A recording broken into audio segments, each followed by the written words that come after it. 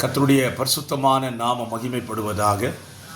ஆசீர்வாதமான ஒரு நல்ல காலவெளியிலையும் அனுதின மன்னா என்கிற வேத தியானத்தினால் உங்களை சந்திப்பதில் மிகுந்த சந்தோஷம். கிருபையாய் கர்த்தர் தந்திருக்கிற ஒரு புதிய நாளுக்காக கர்த்தரை துதிப்போம். இந்த நாள் மார்ச் மாதம் 10ஆம் தேதி திங்கட்கிழமை காலவேளை. இந்த புதிய நாளின் காலவேளையில் வேத புத்தகத்திலே 3வது புத்தகமாக இருக்கிற லேவியராகம புத்தகத்தை இன்று முதல் தொடர்ச்சியாக நாம் தியானிக்க கர்த்தர் உதவி செய்வாராக. லேவியராகமம் என்றாலே லேவியருக்கு சம்பந்தப்பட்டதான ஒரு அதிகாரம். தேவனால் தெரிந்து கொள்ளப்பட்ட லேவியர்கள் ஆசரிப்பு கூடாரத்தில் அவருடைய பணிவிடை என்ன, அவருடைய வேலை என்ன, ஆசரிப்பு கூடாரத்தில் எப்படி நடந்து கொள்ள வேண்டும், எப்படி பலி செலுத்த வேண்டும் என்கிற பிரமாணங்களை எல்லாம் தெளிவாக சொல்லப்பட்டிருக்கிறது.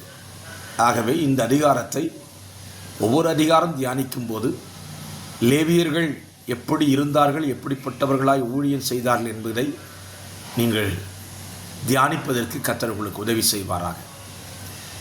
லேவியராகமம் 1ஆம் அதிகாரத்தில் சர்வாங்க தகன பலி எப்படி செலுத்துவது, அந்த பலியை செலுத்தும் பொழுது என்ன செய்யப்பட வேண்டும் என்கிறதை குறித்து இந்த அதிகாரம் முழுமையாக விவரிக்கிறது.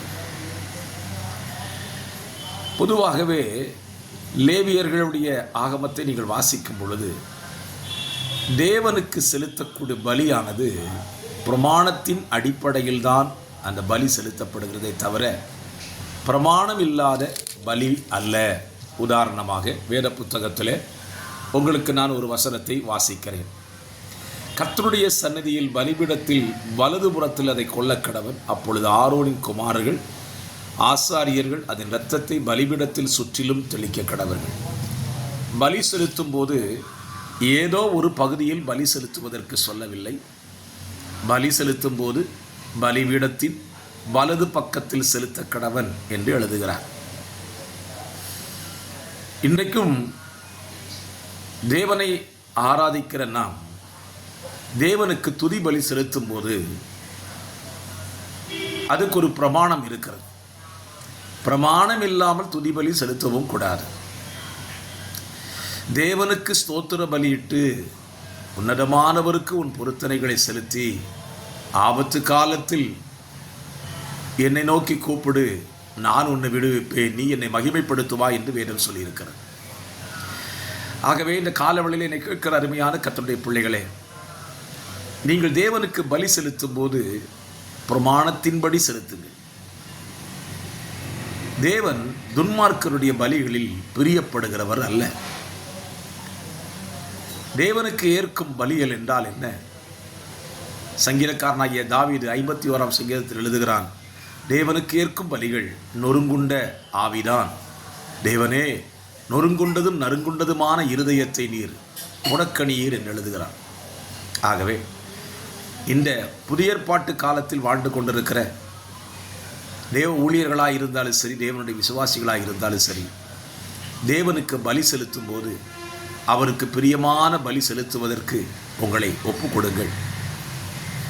அந்த பலியை நாம் செலுத்தி முடித்தவுடனே தேவனுடைய பட்சத்திலிருந்து கேட்க வேண்டிய ஒரு சத்தம், அதை சுகந்த வாசனையாக கர்த்தர் ஏற்றுக்கொண்டார். ஆசாரியர்கள் செலுத்துகிற பலியெல்லாம் பிரமாணத்தின்படி செலுத்தப்படும் பொழுது அதை சுகந்த வாசனையாக ஏற்றுக்கொள்வாராம். ஆம், இந்த காலவெளியிலேயும் என் வார்த்தையை கேட்டுக்கொண்டிருக்கிற நீங்கள் இன்றைக்கும் காலையில் கர்த்தருக்கு ஸ்தோத்திர பலிகளை ஏறெடுத்திருப்பீர்கள் நம்புகிறேன். அந்த பலிகள் தேவனுக்கு சுகந்த வாசனையாய் சென்று சேரட்டும். அது உங்களுக்கு நன்மையாய் முடிய நான் உங்களை வாழ்த்துகிறேன். ஜெபிக்கலாம்.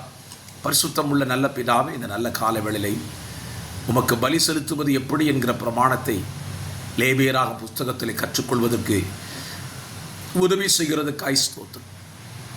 உங்களுக்கு செலுத்துகிற பலியை பிரமாணத்தின்படியையும் சுகந்த வாசனையாயும் செலுத்த எங்கள் எல்லாருக்கும் அனுக்கிரகம் செய்யுங்க. வார்த்தையை கேட்கிற நம்முடைய பிள்ளைகள் அவர்கள் செலுத்துகிற பலியை கர்த்தருக்கு பிரியமாய் செலுத்த உதவி செய்யும். இயேசுவின் நாமத்தில் ஜெபிக்கிறேன் நல்ல பிதாவே. ஆமென். ஆமென். God bless you.